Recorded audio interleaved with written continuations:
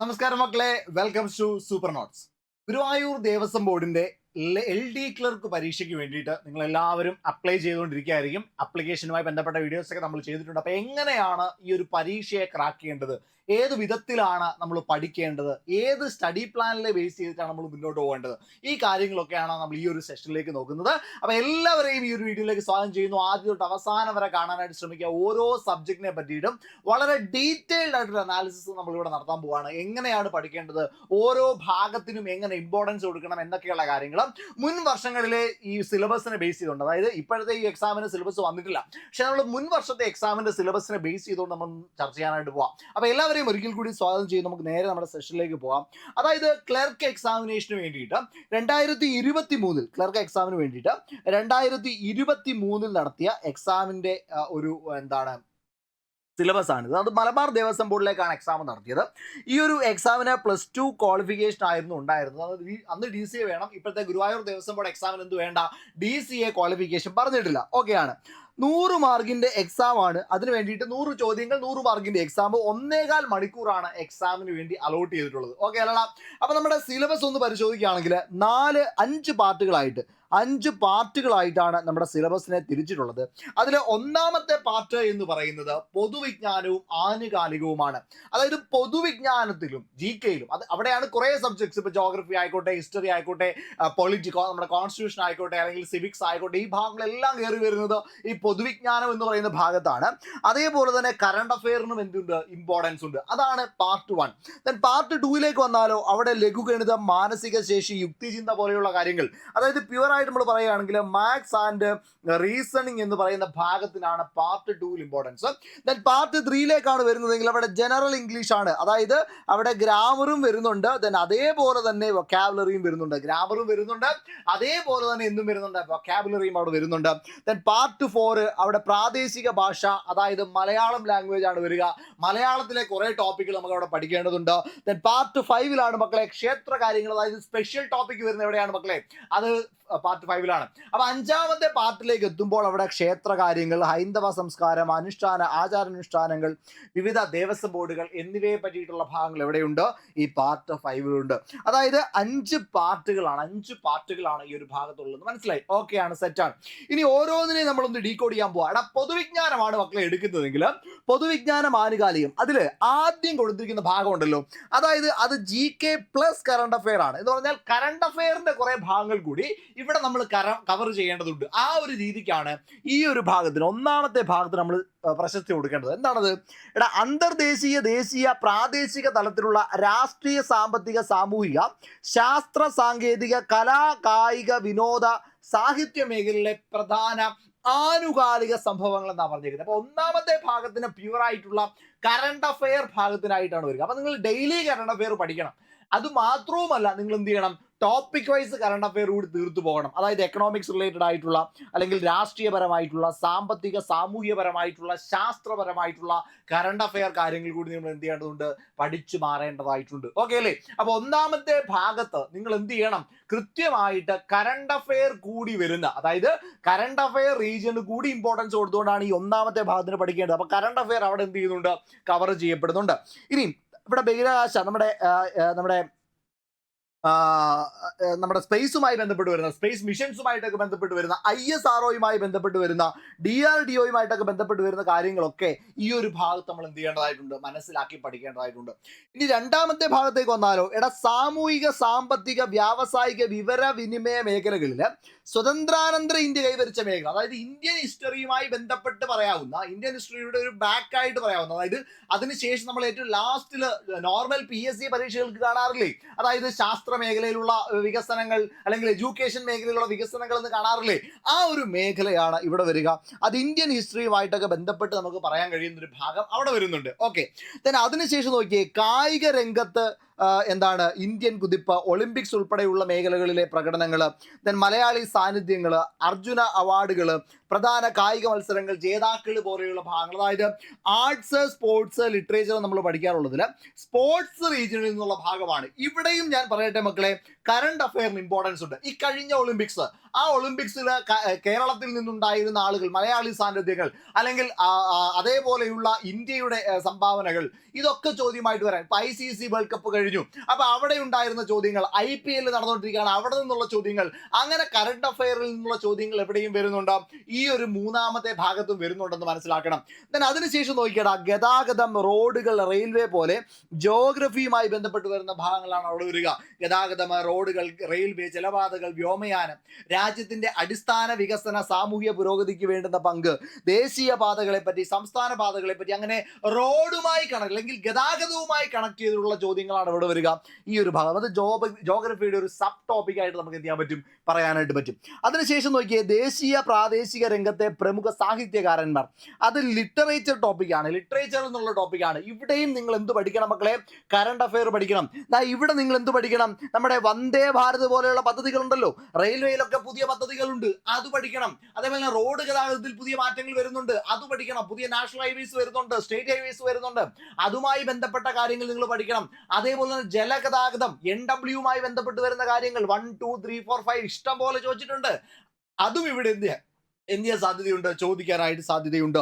then ഇവിടെ literature, തൂലികാനാമങ്ങൾ, കഥാപാത്രങ്ങൾ, അപരനാമങ്ങൾ, award ജേതാക്കൾ, ഇതൊക്കെ ചോദ്യങ്ങളായിട്ട് വരാം. കറണ്ട് അഫെയറിന് കൂടെ അവിടെ എന്തുണ്ട് മക്കളെ, ഇമ്പോർട്ടൻസ് ഉണ്ട്. then അടുത്ത് നോക്കിയേ, ഇന്ത്യയിൽ വിശിഷ്യ കേരളത്തിൽ നടപ്പിലാക്കിയ ജനാധിപത്യ വികേന്ദ്രീകരണം, അധികാര വികേന്ദ്രീകരണം, ഇത് പഞ്ചായത്തി രാജുമായി ബന്ധപ്പെട്ട് വരുന്ന ഒരു ചോദ്യമാണ്. അപ്പൊ ഇവിടെ ഒരു പ്രധാനപ്പെട്ട കാര്യമുള്ളത്, പഞ്ചായത്തി രാജുമായി ബന്ധപ്പെട്ട് വരുന്ന കാര്യങ്ങളെല്ലാം ഇവിടെ ഇൻക്ലൂഡ് ആണെന്ന് പറയുമ്പോൾ നമ്മുടെ കോൺസ്റ്റിറ്റ്യൂഷൻ, ഭരണഘടനയുടെ ഒരു ഭാഗമായിട്ട് എന്ത് വരുന്നുണ്ട്, ഈ ഒരു ഭാഗം കയറി വരുന്നു. ഭരണഘടനയുടെ ഒരു ടോപ്പിക്, അധികാര വികേന്ദ്രീകരണം, പഞ്ചായത്തി രാജുമായി ബന്ധപ്പെട്ട കാര്യങ്ങൾ, മുനിസിപ്പൽ കോർപ്പറേഷൻസുമായി ബന്ധപ്പെട്ട കാര്യങ്ങൾ, അത് നിങ്ങൾ ഇവിടെ ഡീറ്റെയിൽ ആയിട്ട് മനസ്സിലാക്കേണ്ടതായിട്ടുണ്ട്. ഓക്കെയാണ്. അതിനുശേഷം നോക്കിയടാ, ഇതും എന്താണ്, സിവിക്സിന്റെ ഭാഗമാണ്, അല്ലെങ്കിൽ കോൺസ്റ്റിറ്റ്യൂഷന്റെ ഒക്കെ കണക്റ്റഡ് ആയിട്ടുള്ള ഭാഗമാണ്. സംസ്ഥാന ഭരണം, ഭരണ സംവിധാനങ്ങൾ നമ്മൾ PSCയിൽ പഠിക്കുന്നതാണ്. മന്ത്രിസഭ, മന്ത്രിമാർ, വകുപ്പുകൾ, ചീഫ് സെക്രട്ടറി, ഓരോന്നും എടുത്തെടുത്ത് പറഞ്ഞിരിക്കുക. പല ബോർഡുകളെ പറ്റി, പല കമ്മീഷനുകളെ പറ്റി, അതോറിറ്റികളെ പറ്റി. ഇവിടെയാണ് ഹ്യൂമൻ റൈറ്റ് കമ്മീഷനെ പറ്റിയിട്ടും, മനുഷ്യാവകാശ, നമ്മുടെ റൈറ്റ് ടു ഇൻഫർമേഷൻ കമ്മീഷനെ പറ്റിയിട്ടും, വനിതാ കമ്മീഷനെ പറ്റിയിട്ടും ഒക്കെ നമ്മൾ പഠിക്കേണ്ടത്. കോൺസ്റ്റിറ്റ്യൂഷണൽ സ്ഥാപനങ്ങളെ പറ്റിയിട്ടും ഒക്കെ നമ്മൾ പഠിക്കണം. അപ്പൊ ഇവിടെയും ഒരു ഡീറ്റെയിൽ സ്റ്റഡി വേണം. അത് കോൺസ്റ്റിറ്റ്യൂഷനുമായിട്ട് കണക്ട് ചെയ്തിട്ടുള്ള ഒരു ഭാഗമായിട്ട് നമ്മൾ എന്ത് ചെയ്യണം, പഠിക്കേണ്ടതായിട്ടുണ്ട്. അടുത്ത് നോക്കിയാൽ സഹകരണ മേഖലയാണ്. സഹകരണ മേഖലയിൽ കേരളം കൈവരിച്ച പുരോഗതി, വിദ്യാഭ്യാസ, ആരോഗ്യ, സാമൂഹ്യ, സാമ്പത്തിക മേഖലകളിലുള്ള സംഭാവനകൾ, സംസ്ഥാന കോഓപ്പറേറ്റീവ് യൂണിയൻ ഉദ്ദേശങ്ങൾ, ഇത് പ്രധാനമായിട്ട് നമ്മളുടെ സിവിക്സിന്റെ ഒരു റീജിയൻ ആയിട്ട് നമുക്ക് പറയാൻ പറ്റും അല്ലേ. അപ്പം സിവിക്സിന്റെ റീജിയൻ ആയിട്ട് സഹകരണ മേഖലയെ പറ്റി ഡീറ്റെയിൽ ആയിട്ട് നോക്കണം. കാരണം കേരളം എന്ന് പറയുന്ന സംസ്ഥാനത്ത് സഹകരണ മേഖല, കേരള ബാങ്ക് ഒക്കെ ഉണ്ടായിട്ടുണ്ട് അല്ലേ. അപ്പൊ ഈ പറയുന്നതുമായി ബന്ധപ്പെട്ടുണ്ടായ എല്ലാ മാറ്റങ്ങളും നമ്മൾ എന്ത് ചെയ്യണം, ഈ ഒരു എക്സാമിന് വേണ്ടി വളരെ ഡീറ്റെയിൽ ആയിട്ട് നോക്കേണ്ടതായിട്ടുണ്ട്. കുറച്ചുകൂടി അകത്തോട്ട് ഇറങ്ങി നോക്കേണ്ടതുണ്ട്. PSCയുടെ ഒരു നോർമൽ സിലബസിൽ നിന്ന് വ്യത്യസ്തമായിട്ടുള്ള ആംഗിളിലാണ് ഈ ഒരു സിലബസ് എന്ത് ചെയ്തിട്ടുള്ളത്, വന്നിട്ടുള്ളത്. അതിനുശേഷം നോക്കിയേ, ഇന്ത്യയിലെ, വിശിഷ്യ കേരളത്തിലെ സംരക്ഷിത പ്രദേശങ്ങൾ, ഇതും ജോഗ്രഫിയുടെ ഒരു ഭാഗമാണല്ലോ. ദേശീയോദ്യാനങ്ങൾ, വന്യജീവി സങ്കേതങ്ങൾ എന്നൊക്കെ പറഞ്ഞുകൊണ്ട് പരിസ്ഥിതിയുമായി റിലേറ്റ് ചെയ്തിട്ടുള്ള ഭാഗങ്ങൾ, അതും ജോഗ്രഫിയുടെ ഭാഗമാണ്. അപ്പൊ ആ ഒരു ഭാഗത്തു നിന്നും എന്ത് ചെയ്യാറുണ്ട്, ചോദ്യങ്ങൾ സ്ഥിരമായിട്ട് വരാറുണ്ട്. അടുത്ത് നോക്കിയടാ, ഇന്ത്യൻ ഭരണഘടന ഡീറ്റെയിൽ ആയിട്ട് പഠിക്കണം. കോൺസ്റ്റിറ്റ്യൂഷൻ അരച്ച് കലക്കി പഠിക്കണം. അതിൽ തന്നെ നോക്കിയടാ, അവിടെ ആമുഖം നിങ്ങൾ പഠിക്കണം, മനുഷ്യാവകാശം പഠിക്കണം, മൗലിക കർത്തവ്യങ്ങൾ, നിർദ്ദേശക തത്വങ്ങളെ പറ്റി ഒരു ധാരണ വേണം, ഭരണഘടനാ സ്ഥാപനങ്ങൾ, ദേശീയ ഗാനം, ദേശീയ ഗീതം, ദേശീയ പതാക എന്നിവയെ കുറിച്ചുള്ള അറിവുകൾ. അവിടെ ഭരണഘടനയെ പറ്റി ഏറ്റവും ബേസിക് ആയിട്ടുള്ള, കൂടുതൽ വരിച്ചു വാരി പഠിക്കാൻ പറഞ്ഞിട്ടില്ല, പക്ഷെ ബേസിക് ആയിട്ടുള്ള കാര്യങ്ങളെല്ലാം വളരെ ഡീറ്റെയിൽ ആയിട്ട് നിങ്ങൾ എന്ത് ചെയ്തിരിക്കണം, മനസ്സിലാക്കി വെച്ചിരിക്കണം. അതിലൊരു ഗ്രാഹ്യം നിങ്ങൾക്ക് തീർച്ചയായിട്ടും ഉണ്ടായിരിക്കണം. ഐക്യരാഷ്ട്രസഭയെ പറ്റി പറയുന്നുണ്ട്. UNO, ജോഗ്രഫിയുടെ ഒക്കെ ഭാഗമായിട്ട് നമുക്ക് പറയാൻ പറ്റുന്ന UNOയുമായി ബന്ധപ്പെട്ട് വരുന്ന കാര്യങ്ങൾ വേൾഡ് ഹിസ്റ്ററിയിലൊക്കെ നമ്മൾ പഠിക്കും അല്ലേ. UNO ഭരണഘടന, നമ്മുടെ ഇന്റർനാഷണൽ സ്ഥാപനങ്ങൾ, അവിടെ UNOയെ കുറിച്ചും ഐക്യരാഷ്ട്രസഭയുടെ നിയമപുസ്തകത്തെ കുറിച്ചും മറ്റ് അതുമായി ബന്ധപ്പെട്ട് വരുന്ന കുറെ സംഘടനകൾ, സാർക്ക്, ആസിയാന്, ചേരിചേരാ പ്രസ്ഥാനം, കോമൺവെൽത്ത്, ബ്രിക്സ് പോലെയുള്ള UNOയുമായി ബന്ധപ്പെട്ട് വരുന്ന മറ്റ് കുറെ സംഘടനകൾ, ആ സംഘടനകളെ പറ്റിയിട്ട് നമുക്കൊരു ധാരണ വേണം. ഇത് വേൾഡ് ഹിസ്റ്ററിയിൽ നമ്മൾ പഠിക്കുന്ന കാര്യമാണ് അല്ലേ. അപ്പൊ അത്രയും കാര്യങ്ങൾ വളരെ ഡീറ്റെയിൽഡ് ആയിട്ട് നിങ്ങൾ മനസ്സിലാക്കണം. കഴിഞ്ഞിട്ടില്ല. ദെൻ തെരഞ്ഞെടുപ്പ് കമ്മീഷനുകളെ പറ്റി, ഘടനകളെ പറ്റി, അവയുടെ ഉത്തരവാദിത്തങ്ങളെ പറ്റി വളരെ ഡീറ്റെയിൽഡ് ആയിട്ട് നമ്മൾ നോക്കണം. അതായത് ഇലക്ഷൻ എന്ന് പറയുന്ന ഒരു കാര്യത്തെ വലിച്ചു കീറി നമ്മൾ പഠിക്കേണ്ടതായിട്ടുണ്ട്. ഇലക്ഷന്റെ ആഴങ്ങളിലേക്ക് പോയി പഠിക്കേണ്ടതുണ്ട്.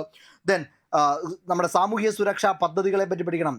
സാമൂഹിക സുരക്ഷാ പദ്ധതികളെ പറ്റിയിട്ട് നമുക്ക് എന്ത് വേണം, ഒരു ധാരണ വേണം. സാമൂഹ്യ സുരക്ഷാ പദ്ധതികളെ പറ്റി വളരെ ഡീറ്റെയിൽ ആയിട്ട് നമ്മൾ എന്ത് ചെയ്യണം, മനസ്സിലാക്കേണ്ടതുണ്ട്. അതേപോലെ തന്നെ അഴിമതി നിരോധന നിയമങ്ങൾ അല്ലേ, നമ്മുടെ ലോക്പാൽ, ലോകായുക്ത പോലെയുള്ള കാര്യങ്ങളെ പറ്റി ഒരു ധാരണ വേണം.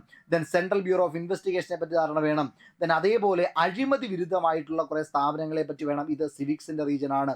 അപ്പൊ ആ ഒരു റീജിയനിൽ എന്താണ്, ഒരു ഗ്രാഹ്യം നമുക്ക് ഉണ്ടായിരിക്കണം. ദെൻ ആഗോളതാപനം, ഓസോൺ പാളിയുടെ ശോഷണം, അതിന്റെ കാരണങ്ങൾ, മുൻകരുതലുകൾ പോലെയുള്ള കാര്യങ്ങൾ, അതും എന്തിന്റെ ഭാഗമാണ്, ജോഗ്രഫിയുടെ ഭാഗമാണ്, അല്ലെങ്കിൽ ഈ എൻവിയോൺമെന്റിന്റെ ഭാഗമായിട്ട് വരുന്ന ടോപ്പിക്സ് ആണ് ഈ ആഗോളതാപനം പോലെയുള്ള കാര്യങ്ങൾ. ഇതൊക്കെ നമ്മൾ PSCയിൽ പഠിക്കുന്ന കാര്യങ്ങളാണ്. പക്ഷെ കുറച്ചുകൂടി അകത്തോട്ട് കയറിയ ടോപ്പിക്കിനെ മനസ്സിലാക്കാനായിട്ട് ശ്രമിക്കണം. ദെൻ വനങ്ങളുടെ പ്രാധാന്യം പോലുള്ള കാര്യങ്ങൾ, ഇതും എൻവയോൺമെന്റ് അല്ലെങ്കിൽ ജോഗ്രഫിയുമായി ബന്ധപ്പെട്ട് വരുന്ന ഭാഗം തന്നെയാണ് അല്ലേ. നദികളെ പറ്റിയിട്ടും തടാകങ്ങളെ പറ്റിയിട്ടും ഒക്കെ നമ്മളവിടെ പഠിക്കേണ്ടതുണ്ട്. നമ്മുടെ ജൈവ സമ്പത്തിനെ കുറിച്ച് പഠിക്കേണ്ടതുണ്ട്. വനസംരക്ഷണ നിയമങ്ങളെക്കുറിച്ചും ചട്ടങ്ങളെക്കുറിച്ചും ഒരു ധാരണ നമുക്ക് ഉണ്ടാവേണ്ടതുണ്ട്. അപ്പൊ അക്കാര്യങ്ങൾ ആ ഒരു ഭാഗത്ത് നന്നായിട്ട് എന്ത് ചെയ്യണം, നിങ്ങൾ മനസ്സിലാക്കണം. കഴിഞ്ഞിട്ടില്ല, റോഡ് സുരക്ഷയ്ക്ക് ഇവിടെ ഒരു ഇമ്പോർട്ടൻസ് കൊടുത്തിട്ടുണ്ട്. റോഡ് സുരക്ഷാ നടപടികൾ, ട്രാഫിക് നിയമങ്ങൾ, അക്കാര്യങ്ങളെ കുറിച്ച് ഒരു ധാരണ വേണം. നാടൻ കലകളുമായി ബന്ധപ്പെട്ട് വരുന്ന ഈ കേരളത്തിന്റെ സാംസ്കാരിക വൈവിധ്യം വിളിച്ചോതുന്ന കാര്യങ്ങൾ, അത് സാംസ്കാരികം എന്ന് പറയുന്ന ഭാഗത്താണ്. സാംസ്കാരികം, ഈ ഒരു ഭാഗത്ത് നിന്ന് നിങ്ങൾ എന്ത് ചെയ്യണം, ആ ഒരു കാര്യം കൂടി നമ്മൾ നന്നായിട്ട് മനസ്സിലാക്കണം. അത് നോർമൽ സിലബസ് PSCയുടെ നിന്ന് ചെറിയൊരു വ്യത്യാസം ഈ ഒരു സിലബസിലേക്ക് വരുമ്പോൾ കാണാനായിട്ട് കഴിയും. കേരളത്തിന്റെ ഭൂമിശാസ്ത്രം, പ്രകൃതി ദുരന്തങ്ങൾ, പ്രാചീന കേരളം, മധ്യ കേരളം, ഇത് ഹിസ്റ്ററി ടോപ്പിക്കാണ്. ഇതൊക്കെ ജോഗ്രഫി ടോപ്പിക്കാണ്. ദെൻ ആധുനിക കേരളവുമായി ബന്ധപ്പെട്ട ഹിസ്റ്ററിയുടെ കാര്യങ്ങൾ, ഇതെല്ലാം ഹിസ്റ്ററിയുടെ ടോപ്പിക്കാണ്. അപ്പൊ ഹിസ്റ്ററി, ജോഗ്രഫി, അതേപോലെ തന്നെ സാംസ്കാരിക, ലിറ്ററേച്ചർ, കറണ്ട് അഫയർ, ഈ ഒരു മേഖലകൾക്കാണ് കൂടുതലായിട്ട് വരിക. ഇത് കൂടാതെയുള്ള ആനുകാലിക വിഷയങ്ങൾ, എക്സ്ട്രാ ഉള്ള ആനുകാലിക വിഷയങ്ങൾ കൂടി ചോദ്യങ്ങളായിട്ട് വരും എന്നുള്ളതാണ് ഈ ഒരു സിലബസിലെ ജനറൽ അവയർനെസ് എന്ന് പറയുന്ന ഭാഗം പരിശോധിക്കുമ്പോൾ. ഓക്കെയാണ്. ഇനി നേരെ നമ്മൾ മാത്സിലേക്ക് വന്നാലോ. അവിടെ അംശബന്ധം, അനുപാതം, ദെൻ അനുപാതത്തിന്റെ ചില അളവുകളെ പറ്റി പറയുന്നു. ശതമാനം, ശരാശരി, ഭിന്നസംഖ്യകൾ, ദശാംശ സംഖ്യകൾ, ദെൻ ജാമിതീയ രൂപങ്ങളും അവയുടെ കാര്യങ്ങൾ, നമ്മുടെ വൃത്തം, അതേപോലെ തന്നെ ത്രികോണം, ചതുരം പോലെയുള്ള കാര്യങ്ങൾ, സമയവും ദൂരവും, ദിശാബോധം, അനുക്രമങ്ങൾ പോലെയുള്ള കാര്യങ്ങൾ. ഈ ഒരു ഭാഗം എന്താണ്, മാത്സിൽ നിന്ന് വരികയാണ്. അടിപൊളിയായിട്ട് നമുക്ക് മാത്സ് പഠിക്കാൻ പറ്റും. നമ്മുടെ ശരവൺ സാറും അതേപോലെ തന്നെ നമ്മുടെ അരൂപ് സാറും ഒക്കെ, നമ്മുടെ വിഷ്ണു സാറും ഒക്കെ ക്ലാസ് എടുക്കുന്നുണ്ട്. അടിപൊളിയായിട്ട് നമുക്ക് അവരുടെ ക്ലാസ് കേട്ടിട്ട് ഈ കാര്യങ്ങളൊക്കെ പഠിക്കാനായിട്ട് പറ്റും. മാത്സ് ഒക്കെ അടിപൊളിയായിട്ട് നമുക്ക് പഠിച്ചെടുക്കാനായിട്ട് പറ്റുന്ന കാര്യങ്ങളാണ്. ദെൻ ഇംഗ്ലീഷിലേക്ക് വന്നാൽ രണ്ട് ഭാഗങ്ങളുണ്ട്. ഒന്ന് ഗ്രാമറാണ്, ദെൻ രണ്ടാമത്തെ വൊക്കാബുലറിയാണ്. ആദ്യം കിടക്കുന്ന വൊക്കാബുലറിയാണ്. അതിൽ കോംപ്രിഹെൻഷൻ ആദ്യമായിട്ട് പറയുന്നു. നമ്മുടെ ഒരു പാസേജ് വന്നിട്ട് ആ പാസേജിലും ചോദ്യങ്ങൾ വരാറുണ്ട്. LP UP ഒക്കെ സാധാരണഗതിയിൽ വരാറുള്ള മോഡലുള്ള ചോദ്യങ്ങൾ, ആ ചോദ്യങ്ങൾ നമുക്കിവിടെ പ്രതീക്ഷിക്കണം. അതേപോലെ തന്നെ നമ്മുടെ വൊക്കാബുലറി, നോർമൽ വൊക്കാബുലറി, കുറേ അധികം വൊക്കാബുലറീസ് പഠിച്ച് നമുക്ക് അവിടെ എന്ത് ചെയ്യാൻ പറ്റും, വൊക്കാബുലറി സെറ്റാക്കി എടുക്കാനായിട്ട് പറ്റും. ദെൻ അതേപോലെ തന്നെ ഗ്രാമർ ആണെങ്കിൽ tense, concord, transformation of sentences, preposition, passivation, അതായത് active and passive, reported speech, article, question tag, modal auxiliary verb, degrees of comparison, spelling check, adjectives, then direct and indirect, then phrasal verb. ഇതൊക്കെ നമ്മൾ common ആയിട്ട് ഇംഗ്ലീഷിൽ പഠിക്കുന്ന കാര്യങ്ങളാണ്. അപ്പോൾ English നിങ്ങൾക്ക് നമ്മുടെ പ്രജീഷ് സാറും സാവിയോന മിസ്സും ഒക്കെ ചേർന്ന് അടിപൊളിയായിട്ട് ഇംഗ്ലീഷും വൊക്കാബുലറിയും നമുക്ക് പഠിച്ചെടുക്കാനായിട്ട് പറ്റും. അവിടെയും നിങ്ങൾക്ക് ഒരു അഡ്വാൻറ്റേജ് നേടിയെടുക്കാനായിട്ട് പറ്റും. ഇംഗ്ലീഷും വളരെ ഇമ്പോർട്ടൻ്റ് ആണ്. ദെൻ അത് കഴിഞ്ഞാൽ പിന്നെ മലയാളമാണ്. മലയാളത്തിൽ ചെറിയൊരു വ്യത്യാസമുണ്ട്. നമ്മൾ നോർമൽ PSCയുടെ സിലബസിൽ നിന്ന് വ്യത്യാസം അവിടെയുണ്ട്, നമ്മുടെ LDC സിലബസിലുണ്ട്. അതായത് നോർമൽ PSC പഠിക്കുന്നത് പോലെ ഇതിന് പഠിച്ചിട്ട് കാര്യമില്ല. ഇവിടെ അന്വയം, പൊരുത്തം, വ്യാകരണ വ്യവസ്ഥകൾ, ലിംഗം, അത് നമ്മൾ സാധാരണ കാണും. പക്ഷേ അവിടെ വിഭക്തി, വചനം പോലെയുള്ള കാര്യങ്ങൾ, ദെൻ കാലം, പ്രകാരം, അനുപ്രയോഗം പോലെ, വിശേഷണങ്ങൾ, നിഷ്പാദനം, അതേപോലെ തന്നെ ശൈലികൾ, ഇങ്ങനെയുള്ള ടോപ്പിക്സ് മലയാളത്തിലും എന്ത് ചെയ്യുന്നുണ്ട്, കയറി വരുന്നുണ്ട്. അപ്പം മലയാളം കുറച്ച് ഡിഫറെൻ്റ് ആയിട്ടുള്ള ആംഗിളിൽ നമ്മൾ എന്ത് ചെയ്യേണ്ടി വരും, അപ്രോച്ച് ചെയ്യേണ്ടതായിട്ട് വരും. ദെൻ അതിന് എക്സ്ട്രാ വരുന്നൊരു സാധനം നമ്മുടെ ഹൈന്ദവ ആചാരങ്ങൾ, ആചാരാനുഷ്ഠാനങ്ങൾ, വിവിധ ദേവസ്വം ബോർഡുകൾ, അതായത് സ്പെഷ്യൽ ടോപ്പിക്കാണ്. സ്പെഷ്യൽ ടോപ്പിക്കിനെ വളരെ ഡീറ്റെയിൽഡ് ആയിട്ട് നമ്മൾ കൈകാര്യം ചെയ്യണം. അതായത് നമ്മളിവിടെ ഒരു സ്ട്രാറ്റജി ആയിട്ട് കാണേണ്ടത്, നിങ്ങൾ ആദ്യം ഈ ഒരു ടോപ്പിക്സിനകത്തിൽ പ്രധാനമായിട്ടും നോക്കിക്കോടാ, മാത്സ്, അതേപോലെ തന്നെ ഇംഗ്ലീഷ്, ദെൻ മൂന്നാമത്തേത് മലയാളം, ദെൻ നാലാമത്തേത് സ്പെഷ്യൽ ടോപ്പിക്ക്. ഇത്രയും കാര്യങ്ങൾ നിങ്ങൾ ഡെയിലി വർക്കൗട്ട് ചെയ്യും, നിങ്ങൾ ഡെയിലി ഒന്ന് വായിച്ചു പോകും, നിങ്ങൾ ഡെയിലി ഒന്ന് പഠിച്ചു പോകും. അപ്പോൾ നിങ്ങൾ ആ മേഖലയിൽ ഭയങ്കര അഡ്വാൻറ്റേജ് ആയിരിക്കും. അതായത് നിങ്ങൾക്കൊരു അഡ്വാൻറ്റേജ് ബാക്കിയുള്ള കുട്ടികൾ നേടാനായിട്ട് കഴിയും. ഇംഗ്ലീഷ്, മാത്സ്, മലയാളം, അതേപോലെ തന്നെ നമ്മുടെ സ്പെഷ്യൽ ടോപ്പിക്ക്. ദെൻ പ്ലസ് ഓരോ ദിവസവും എന്താണ് ടോപ്പിക്കുകൾ കവർ ചെയ്തുകൊണ്ട് GKയും അതേപോലെ തന്നെ കറണ്ട് അഫെയറും പഠിച്ചു പോവുക. അങ്ങനെയാണെങ്കിൽ സുഖമായിട്ട് നമുക്ക് എന്ത് ചെയ്യാൻ പറ്റും, ഈ ഒരു എക്സാമിനേഷൻ ക്രാക്ക് ചെയ്യാനായിട്ട് പറ്റും. അപ്പം വിഷ്ണു സാറാണ് നമ്മുടെ ക്ഷേത്രാചാരങ്ങളുമായി ബന്ധപ്പെട്ട സ്പെഷ്യൽ ടോപ്പിക് ക്ലാസ്സുകളെല്ലാം എടുക്കുന്ന വിഷ്ണു സാറാണ്. സാറിൻ്റെ അടിപൊളിയായിട്ടുള്ള ക്ലാസ്സുകൾ നമ്മുടെ യൂട്യൂബ് ചാനലിൽ കിടപ്പുണ്ട്, നിങ്ങൾക്ക് കാണാവുന്നതാണ്. അപ്പോൾ ഇവിടെ നിന്നൊക്കെ അടിപൊളിയായിട്ട് നമുക്ക് പഠിച്ച് വ്യക്തമായിട്ടുള്ള ഒരു ധാരണ ഉണ്ടാക്കി ഈ ഒരു എക്സാമിന് വേണ്ടിയിട്ട് നമുക്ക് പ്രിപ്പയർ ചെയ്യാൻ പറ്റും. ഓക്കെ, ഇനി ഏതൊക്കെ ടോപ്പിക്സ് നമുക്ക് ആദ്യം കവർ ചെയ്യണം, ഏതൊക്കെ ടോപ്പിക്സിന് ഇമ്പോർട്ടൻസ് കൊടുക്കണം എന്നുള്ളൊരു സെഷൻ നമുക്ക് അടുത്ത സെഷനായിട്ട് ചെയ്യാം. എന്ന് പറഞ്ഞാൽ ഇതിൽ തന്നെ ഇതാണ് നമ്മുടെ സിലബസ്. ആ സിലബസിനെ വളരെ ഡീറ്റെയിൽഡ് ആയിട്ട് നമ്മൾ മനസ്സിലാക്കി കഴിഞ്ഞു. ഇനിയും ഓരോ ടോപ്പിക്കിലും ഏത് ഭാഗത്തിന് ഇമ്പോർട്ടൻസ് കൊടുക്കാം എന്നുള്ള രീതിയിലുള്ള സെഷൻസ് നമുക്ക് അടുത്ത ദിവസങ്ങളിൽ ചെയ്യാവുന്നതാണ്. ഓക്കെ അല്ല, ഇനി നിങ്ങൾക്ക് അടിപൊളിയായിട്ടൊരു ബാച്ച് LDC ബാച്ച് നമ്മൾ സ്റ്റാർട്ട് ചെയ്തിട്ടുണ്ട്. ഈ ഒരു ബാച്ചിന്റെ പ്രത്യേകത, ഓക്കെ, LDC ബാച്ചിന്റെ പ്രത്യേകത, ഈ ഒരു ബാച്ചിലേക്ക് 250+ അവേഴ്സിന്റെ റെക്കോർഡ് സെഷൻസ് കിട്ടും. കൃത്യമായിട്ടുള്ള കണ്ടന്റ് നിങ്ങളിലേക്ക് എത്തിക്കും. തന്നെ അതിന്റെ ക്വസ്റ്റ്യൻ പ്രാക്ടീസ് സെഷൻസ് ലൈവ് ആയിട്ട് തന്നെ നിങ്ങൾക്ക് ഉണ്ടായിരിക്കും. അതേപോലെ ഡെയിലി ടെസ്റ്റുകളും വീക്ക്ലി ടെസ്റ്റുകളും നമ്മുടെ മന്ത്ലി ടെസ്റ്റുകളും ഒക്കെ ചേരുന്ന ടെസ്റ്റ് പാക്ക് നിങ്ങൾക്ക് ഉണ്ടാവും. അതായത് ടെസ്റ്റുകൾ, ക്വസ്റ്റ്യൻസ് ഓരോ ദിവസവും നിങ്ങൾക്ക് ആഡായിക്കൊണ്ടിരിക്കും. കൃത്യമായിട്ട് മെന്റർഷിപ്പ്, അമൽ സാറിന് നേതൃത്വത്തിലുള്ള ഒരു മെന്റർഷിപ്പ് നിങ്ങൾക്ക് കാണും. അതേപോലെ തന്നെ ലൈവ് ടെലഗ്രാം ഗ്രൂപ്പുകൾ നിങ്ങൾക്ക് കാണും. അപ്പോൾ അത്തരത്തിലുള്ളൊരു അടിപൊളി ബാച്ചാണ് LDC ബാച്ച്. ഈ ഒരു ബാച്ചിലേക്ക് നിങ്ങൾക്ക് ജോയിൻ ചെയ്യാനായിട്ട് ഈ കാണുന്ന നമ്പറിലേക്ക് ബന്ധപ്പെട്ടാൽ മതി. 8281223366 എന്ന് പറയുന്ന നമ്പറിലേക്ക് ബന്ധപ്പെടാം കേട്ടോ. 8281223366 എന്ന് പറയുന്ന നമ്പറിലേക്ക് ബന്ധപ്പെടാം. ഈ ഒരു നമ്പറിലേക്ക് ബന്ധപ്പെട്ടാൽ അവരിതിൻ്റെ എല്ലാ കാര്യങ്ങളും പറഞ്ഞു നിങ്ങൾക്ക് ബാച്ചിലേക്ക് ജോയിൻ ചെയ്യാൻ പറ്റും. ഇനി അല്ല, നിങ്ങൾക്ക് 7th സ്റ്റാൻഡേർഡുള്ള പോസ്റ്റുകളിലേക്കുള്ള ബാച്ചാണ് വേണ്ടതെങ്കിൽ അതിന് വേണ്ടി ഒരു കോമൺ ബാച്ച് ഉണ്ട്. ആ ബാച്ചിൽ ജോയിൻ ചെയ്യാൻ വേണ്ടിയിട്ടും 8281223366 എന്ന് പറയുന്ന നമ്പറിലേക്ക് ബന്ധപ്പെട്ടാൽ മതി കേട്ടോ. ആ ബാച്ചിലേക്ക് നിങ്ങൾക്ക് ജോയിൻ ചെയ്യാൻ പറ്റും. അപ്പോൾ ഇത്രയും കാര്യങ്ങളാണ് ഈ ഒരു സെഷനിൽ പറയാനുള്ളത്. വളരെ ഡീറ്റെയിൽ ആയിട്ടുള്ള സെഷൻസ് നമുക്ക് അടുത്ത ദിവസങ്ങളിൽ കാണാം. അതുവരേക്കും താങ്ക് യു.